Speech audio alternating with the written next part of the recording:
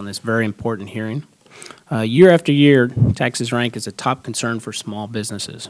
According to the IRS National Taxpayer Advocate, small firms must deal with a particularly complex array of laws, such as depreciation, employment taxes, and independent contractor rules.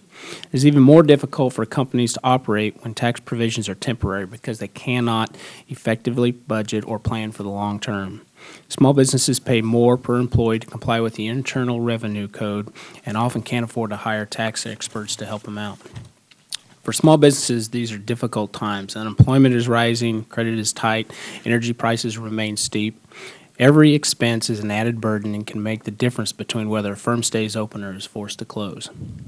The tax provisions we are considering today are critically important to entrepreneurs because small businesses are constantly squeezed by ever-growing costs. Tax relief is essential. I would prefer that Congress pass permanent tax rate reductions rather than narrower temporary provisions that must be renewed by Congress year after year.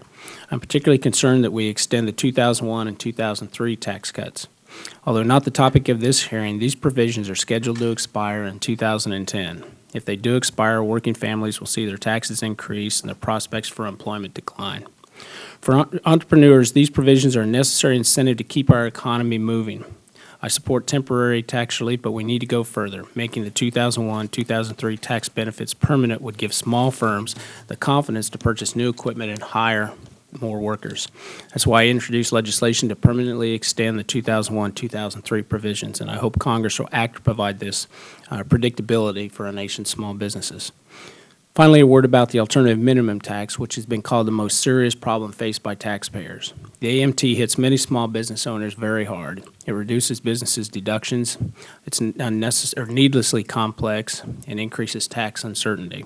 I would prefer that we repeal it, but failing that, we should at least extend AMT relief. So again, thank you, Madam Chairman, for holding this hearing. Look forward to the testimony.